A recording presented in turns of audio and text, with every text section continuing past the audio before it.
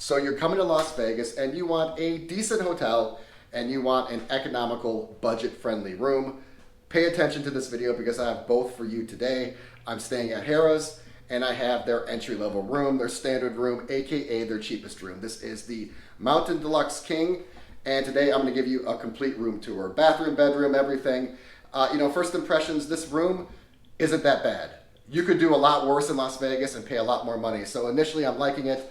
I'm going to go over everything again. It seems remodeled, it seems fresh, it seems clean, it seems modern.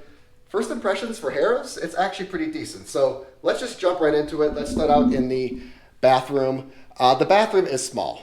It's quite condensed. Good luck fitting two people in this room. If you're coming here with a friend or a significant other, you may want to upgrade to a larger room because this bathroom would get crowded very quickly. That's not to say the bathroom isn't well finished for a 4-star hotel or a Harrahs caliber hotel. It's actually really nice. Again, it seems recently refreshed. It seems remodeled. You have modern touches in here like the LED mirror, single vanity, toilet right next to it, and then you have a shower as well. One thing I do not like about the shower in rooms like this is when you have the containers with the community soaps. I know this is better for the environment, but I just don't like it. I think there are some cleanliness issues. There could be some safety issues.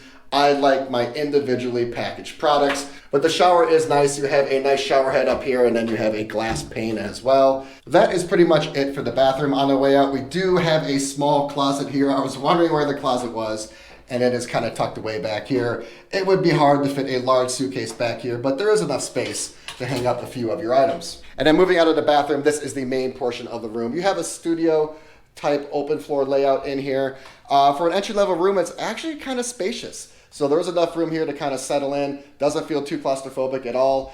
There's a lot of room over here. This is where I'm going to put my luggage. You got some nice vibrant artwork in here to kind of liven things up. This bed actually looks really comfortable. I'm going to check that out. There's actually a lot going on in this room. So let's plop on this bed and see what it's like. In a room like this, like in a no frills, no fuss room, the bed really makes or breaks the room. If you have a good bed, an entry-level room doesn't seem that bad. And this is a really nice bed. I'd say it's on the firm and springy side, but it definitely has a little bit of a luxury feel to it. So definitely a decent bed here at Harrahs. This is kind of like your work area over here. We do have a large TV on the wall. Nice, large, modern, that is cool. And then this is critical right here. We have a vanity area, and because the bathroom is so small, this is absolutely imperative because if you do have another person in this room, you can allow them to kind of get ready right here, do some makeup or do whatever else. There is a nice illuminated mirror right there that flips on and off. This is absolutely crucial, and I'm glad they put this in the room.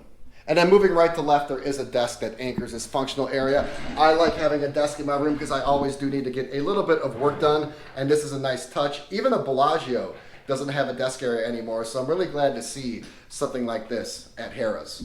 I really think this room is set up for single use. I think it's kind of has a business type of feel to it.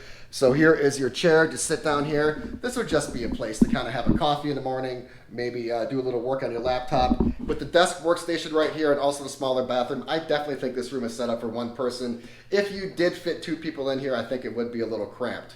And then finishing off the room, here is my view. I'm on the second floor. Even though I am on floor number 43, this is the second floor, and I have a perfect pool view actually. Now, if this door opened on this balcony, this would be amazing because I could kind of check it out, catch some of the vibe, maybe even walk out there if that's possible. But yeah, this is sealed off and this balcony is no longer usable, so that is unfortunate. I do feel that this room is probably going to get a little loud. I just kind of know a little bit about the Harrahs crowd, and this is a very small and condensed area, which typically does draw a lot of people. I'm probably going to hear a lot of the pool action throughout my entire trip. So my final thoughts on the room is that for Harrahs, I think for the caliber of hotel, I think you're getting a lot for your money. For a budget room, for a standard room, for an entry-level room, for the cheapest room, there's a lot going on here. It's very functional, it's very usable. Again, I really get like a single use or business or executive type vibe in this hotel room. This is an older hotel, and typically older hotels do not have a lot of descending light from the ceiling, but they've done a phenomenal job on making this room very vibrant, very fresh, and very well lit.